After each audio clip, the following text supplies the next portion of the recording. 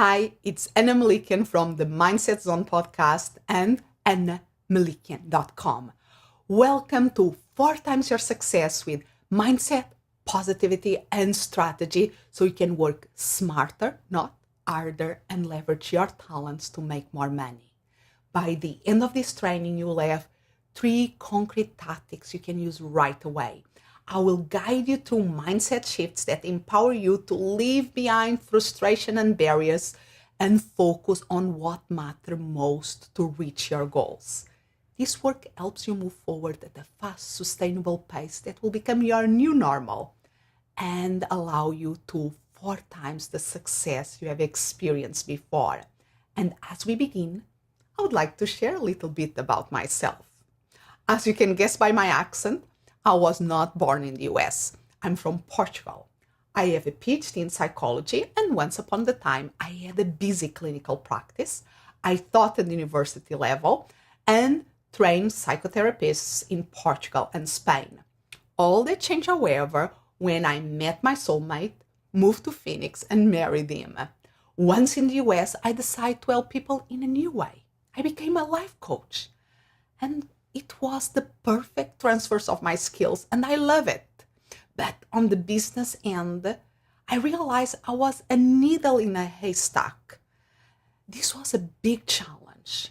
But I saw other coaches who were very successful and having a big impact. So I decided to study them, to train with them, and I even work with them. And something that seemed impossible in the beginning, an academic like me fell in love with marketing and selling and evolved into a successful business coach. I even became the director of education for the Book Yourself Solid School of Coach Training. But I want to reach more people, so I start my podcast, The Mindset Zone.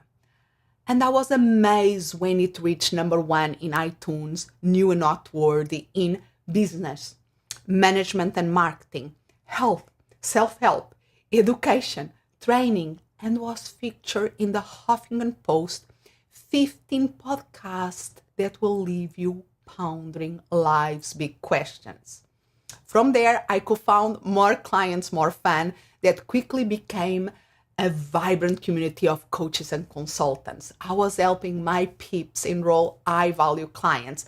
I was making a great living, enjoying my husband and daughter, our beautiful house in Phoenix, our summer place in Portugal.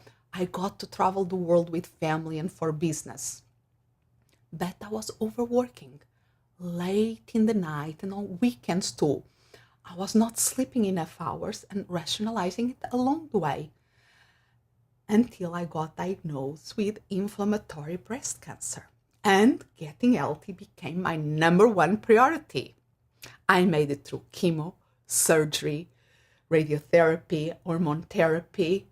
I learned how to keep my business running and growing by being very organized, system-oriented, and delegating. But as soon as I made it through the treatments and felt my energy levels come back, I went back to my old patterns of working until wee hours in the morning and through the weekends. Didn't I learn anything? At the heart of every teacher I know is a life learner. I'm a life learner. So I study my situation and recognize a pattern I knew too well. Deserve success equals hard work plus more hard work plus even harder work. My default mindset told me that the only way I could be truly deserving of success was if I work really, really hard. I knew better, but how to do better? What if I replace one piece of the pattern? I start to realize that if I was more intentional in my work, I could work less hours. Breaks and having time offs aren't luxury. They are essential elements of success. I shift my mindset. Hard work plus more hard work plus even harder work equals overwhelm, burnout, stress, and disease. High performance plus intentional hard work plus fun equals enjoying success. I start to taking the evenings off, recover my weekends, having time for my hobbies and more. What was even more amazing, my business kept growing. Finally, I had space to focus on my passions of mindset, positivity, and strategy, and I'm delighted to bring them back to you. But before focusing on the mindset shift that allows you to 4 times your success, let me ask you, what of these patterns do you identify with most? Ready, aim, fire, or ready, fire, aim?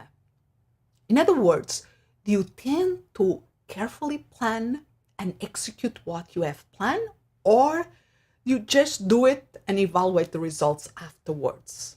One isn't necessarily better than the other. They are just different. The problem arises in the extremes. For instance, if someone is falling into the extreme of fire, fire, fire, aim, it's probably that they are making a lot of noise but not really creating a meaningful impact. The opposite extreme is problematic too. If someone is aim, aim, aim, aim, fire type of person, they are probably overthinking and getting paralyzed by the quest for perfection. Whether your initial tendency is aim fire or fire aim, the most important thing to remember is that you want to execute your actions in the most effective and efficient way possible to get into a balanced rhythm of aim fire, aim fire, aim fire that will feed you forward and will allow you to get the results you want. The marketplace only rewards ideas that are implemented. Makes sense, right? Amazing ideas will not pay the bills unless they are successfully implemented. If you find yourself working into the dark hours at night, putting hour after hour in front of your computer, aiming for perfection to the point you never feel ready to show your work to the world, odds are you will never get the rewards you want. If you find yourself stuck, here are some important questions you can ask yourself. How can I stop the endless cycle of work? What could I do that make things happen quicker every day? How can I make my work more joyful and effective? Mindful action is the answer to every single one of these questions. When you make a habit of making mindful actions every day, you will 4 times your results. If you are thinking, great, but I don't think it's possible. I don't see how can I increase my income without working more hours. That's impossible. You are right. If you are thinking, oh, that sounds amazing, totally possible, I think I can do it, you are right. If you think you can or you think you can't, you are right. A carriage without a horse? Impossible. Light without fire? No way. People flying? Really? All these things were once thought impossible until someone asked, what if? By asking, what if you give yourself permission to entertain the idea and begin to visualize the possibilities? As you start to see them in your mind's eye, your motivation is strengthened. Your thinking starts to change and you shift from impossible to possible. I invite you to open your mind to the possibilities. What will change in your life if it was possible to work less hours and earn more money? What will change in your life if it will be possible to have more impact while feeling great joy and energy? All starts by shifting your mindset a couple of degrees. Let's begin with the compass. The needle points true north. If you don't adjust the needle and yourself to true north, even if that adjustment is just a couple of degrees, you can end up a long way from where you want to get. A small shift makes all the difference in the results you are going to get. And speaking about results, what does it take to get results? You have to take action. And in order to get the results you want, you have to understand the source of your actions. Why do you take certain actions over others? There's so many factors at play. Education, upbringing, old habits, goals and desires, attitudes, culture, people around us, environment, and the list goes on and on and on. But all these factors come together to form your thinking. So, your thinking drives your actions, and your actions create your results. Ultimately, your thinking creates your results. The results in your life are the outcome of your thinking. We are usually more conscious of our actions than our thinking.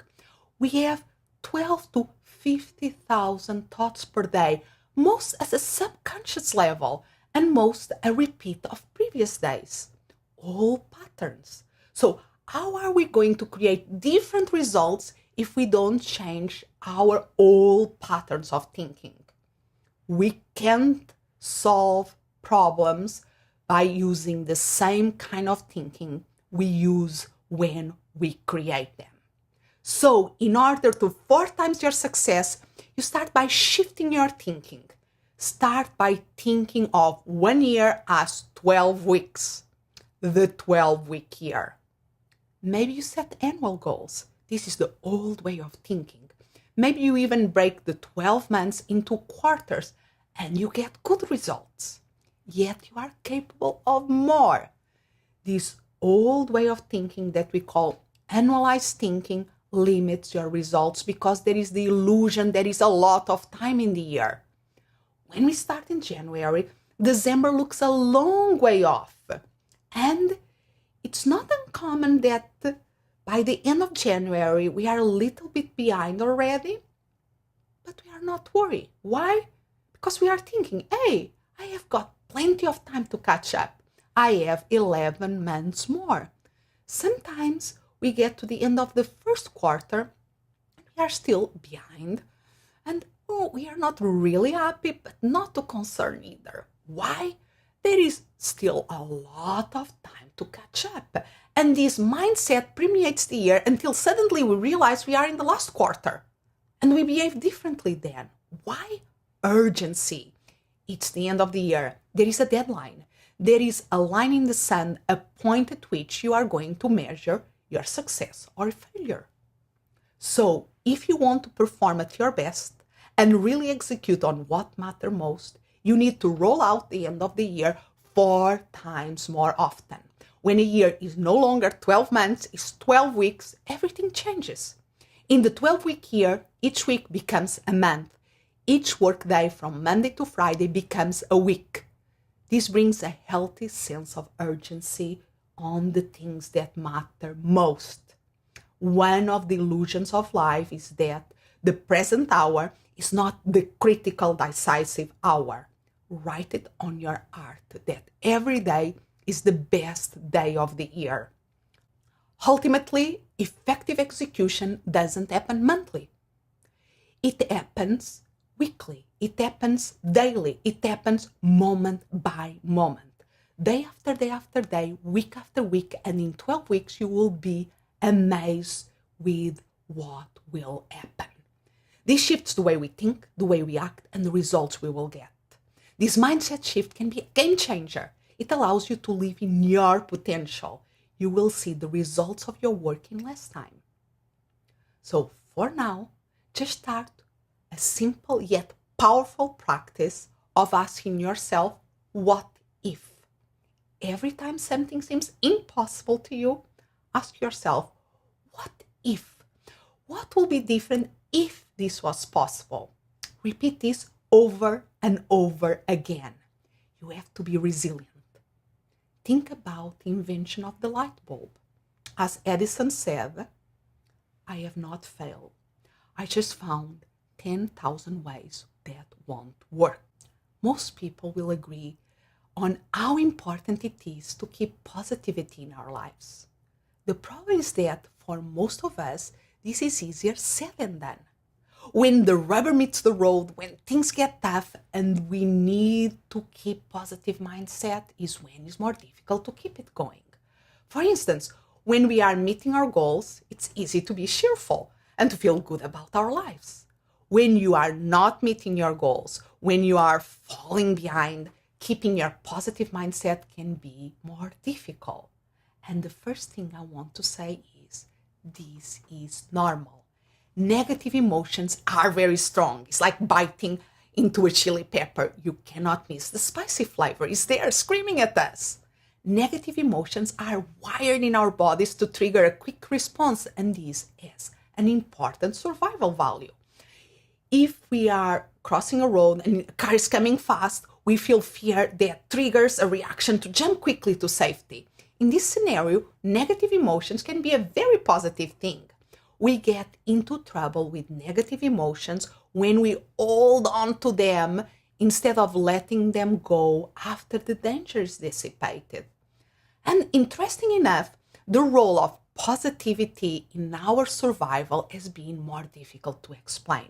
It was only in the 1990s that psychologists realized that positive emotions open our awareness to a wider range of thoughts and actions. We have to look beyond the immediate moment to see the survival value of positivity. When we feel positivity, we feel good. We are more open. We expand our awareness, and this allows us to build resources, build reserves, and build relationships. And all of these have an important survival value in the long run. If negative emotions are like chili peppers, positive emotions are usually like enjoying a nice meal with friends. Yes, we are enjoying it. And building long-term relationships, but often we are not fully aware of its value. It's a long-term reward, more difficult to define, to study, and to feel it too. Another challenge is that we cannot go ahead and try very hard to feel positive emotions. That will backfire. Will be like trying to grow a plant by pulling its leaves. So, how do we increase positivity in our lives when we need it most? Even when negative things are happening, things that drag us down. We really have to be persistent, knowing that we are working long term. We have to be like a farmer who patiently cleans up after a storm and seeds now to harvest later on. We also can learn to create an environment that facilitates the growth of positive emotions. We can cultivate positivity by being open, appreciative, curious, and kind. And we have to trust the process. If you become aware of negative thoughts, just, oh, it's impossible, it's not going to work, first be gentle with yourself. Accept your feelings, they are normal. Then focus on your breathing. When we are under stress, our breath tends to be shallow and short. If you become aware of it and you breathe out fully, emptying your lungs as much as you can, you begin to reset. Breathing out fully is critical. Imagine that your lungs are like this cup. When you are breathing shallow and short, there is a lot of residual air left in your lungs, just like the liquid in a cup. So if you try to breathe deeply, you can't because there is not enough space to inhale deeply. You have to empty your lungs first. You have to feel the muscles in your core engaged, just like a young kid blowing out birthday candles. This way you create the space for a long inhale and to calm energy. And this way you create the space to ask the what if question and open yourself to possibilities. Yes, just add the practice of breathing fully when you become aware of a negative thought or emotion. This is simple yet very powerful tactic that you can use in your day-to-day that can have a great impact in your life. For thousands of years, yoga and meditation have recognized the power of breath. just give it a try. So, if you shift your mindset to what if a year is 12 weeks and you start to cultivate positivity, what else do you need for 4 times your success? You need to actualize the 12-week year in your life. This implementation system was developed more than 10 years ago by Brian P. Moran and Mike Lennington and was vetted by thousands of clients and hundreds of companies.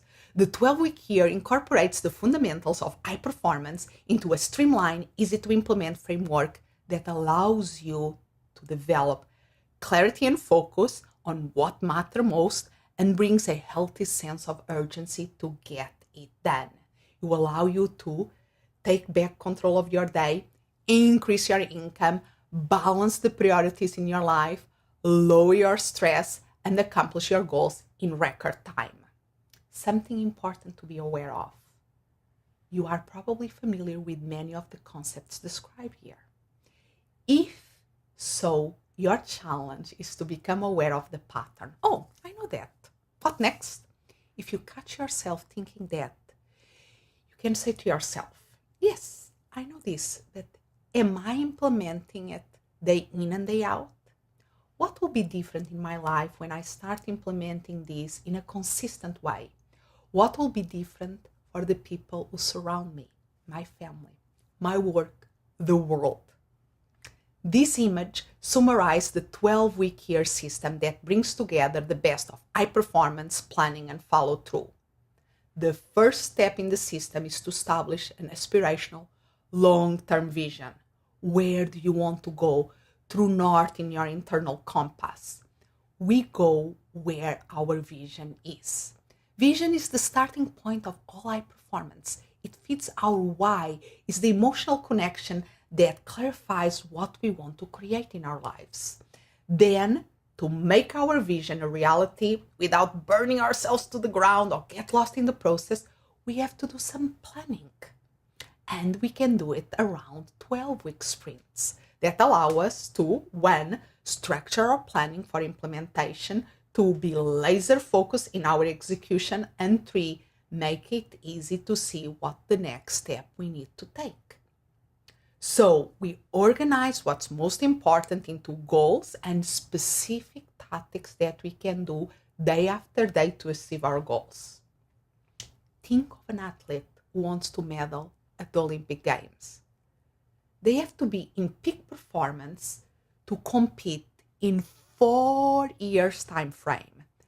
They have a clear vision of where they want to be. To achieve that, many apply the principles of periodization to their training. They focus their training on improving one skill set at a time for a limited period. After that short period, they move to the next skill set. This type of planning allows them to maximize their training and improve their results. For them and for anyone who wants to improve their execution and results, vision and planning are essential but not enough. They need to have some process control to keep moving forward.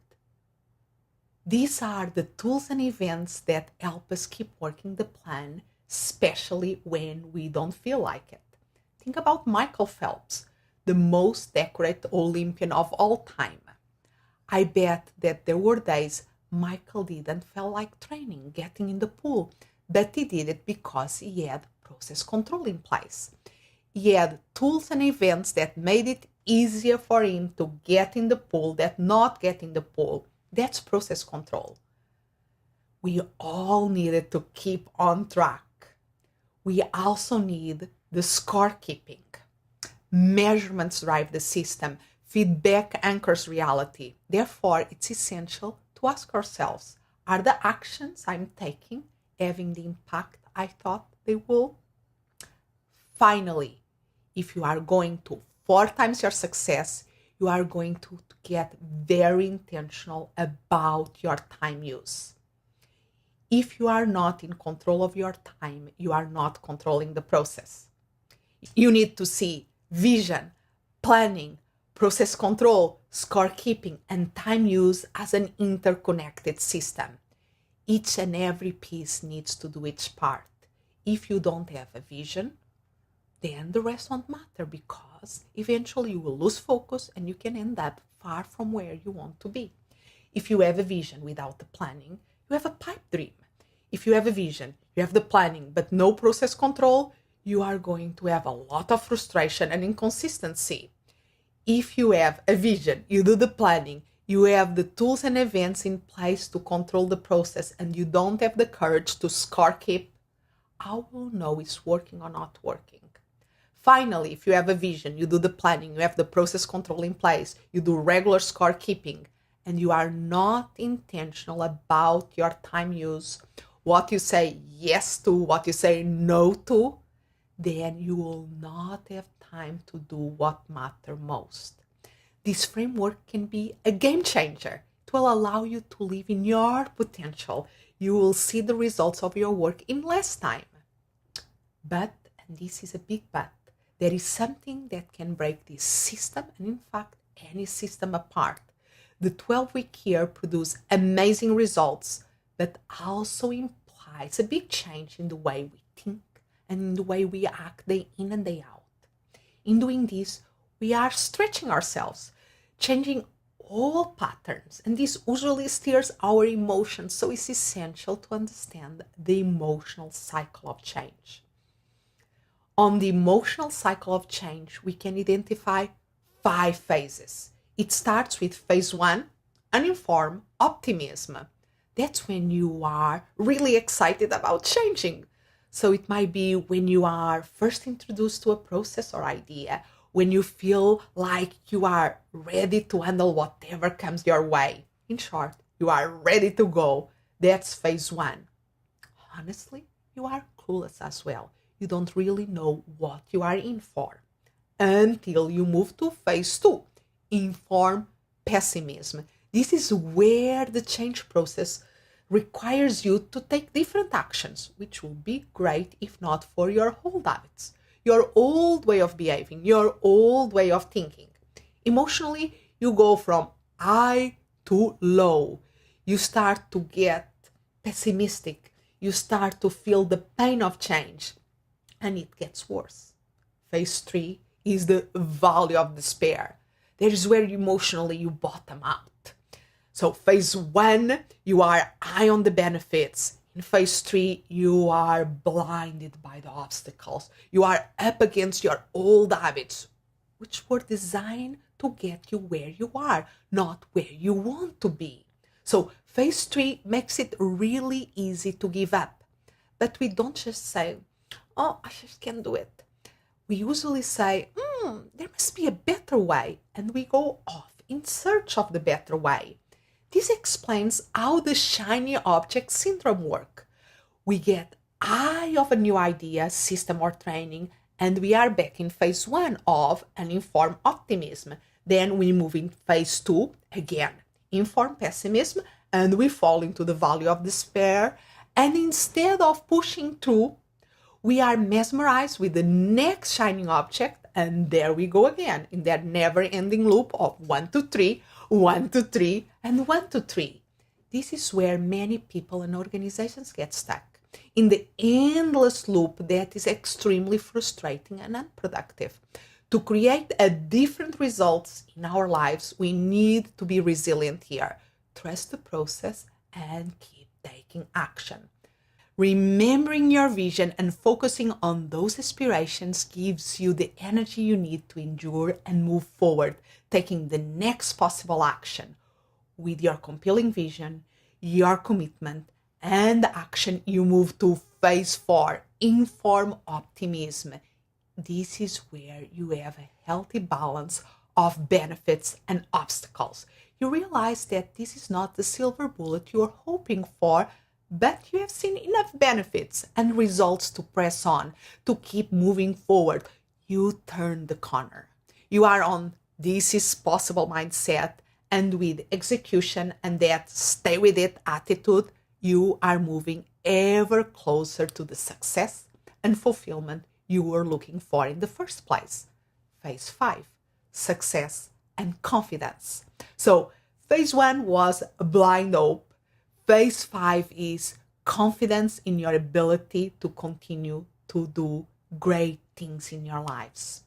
Be aware, the process of true growth and continuous acceleration means that this cycle of emotional change will repeat over and over again. Yet it's going to start from a position of success versus a position of failure.